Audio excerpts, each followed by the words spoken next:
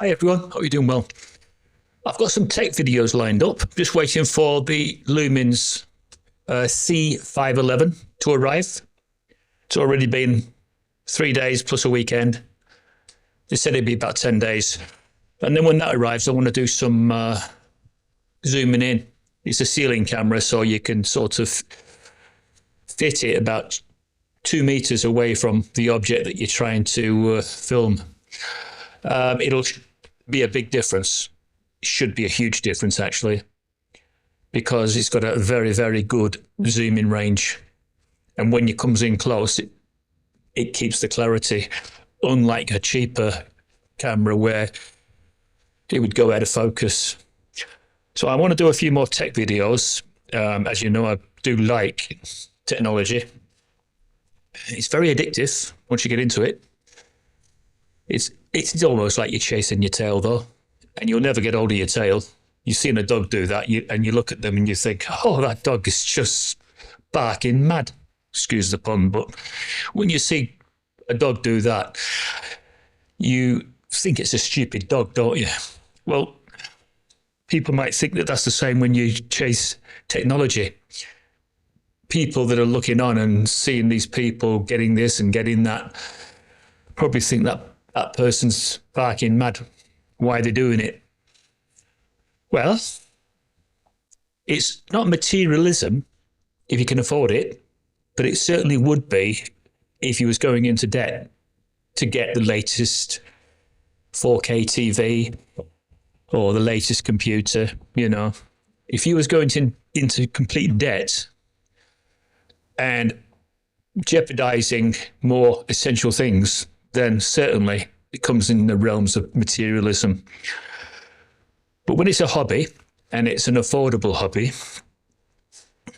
and you're funding it within a certain restraint, because you have to restrain yourself at times, because if you've got one computer downstairs, you might want another computer somewhere else in the house.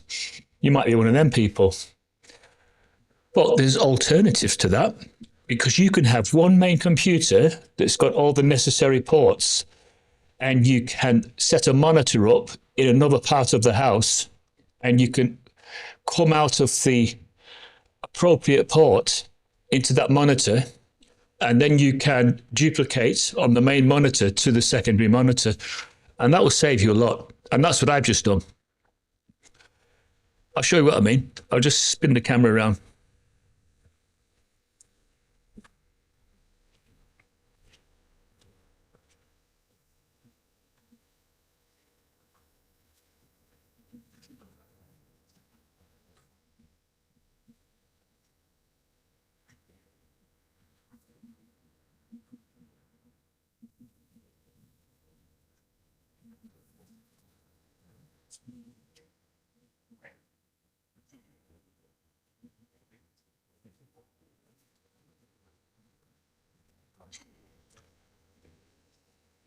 I know it was only a quick flick round, but the idea was to show you that I've set a downstairs area up, and that's where I'm going to be setting the ceiling camera when it comes. And I've put my lights above the white desk. It's one of those desks that stand-me desk. You've seen them before. They're fantastic.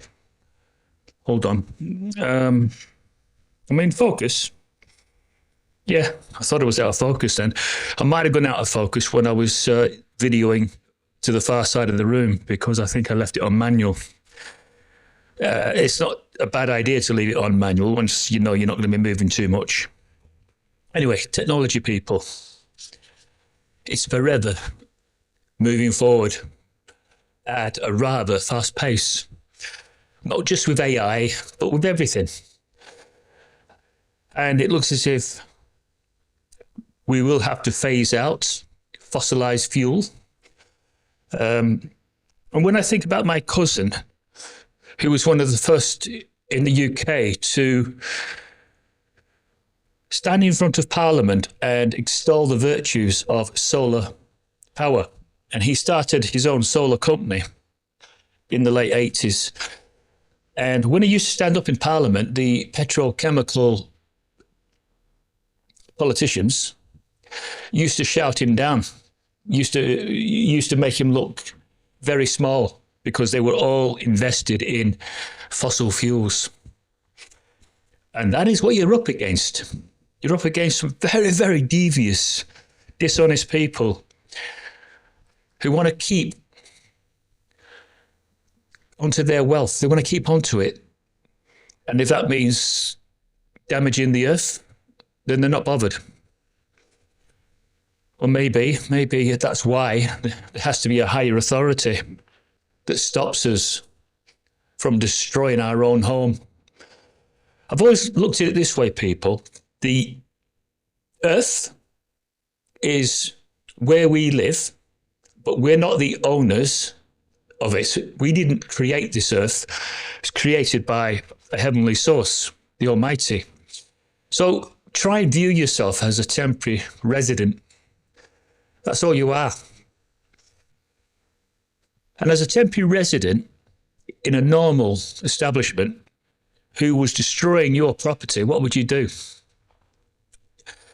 Yeah, that's right. You'd evict him. You'd find a way to get rid of him because he's not respecting your property. And that's what I say when it comes to the earth. We deserve to be evicted for what we've done to it. We are quite scurrilous scoundrels, aren't we? And we just do not have any respect for someone else's property. So we can only blame ourselves when we get the big boot from the Almighty. That's all I've got to say for now.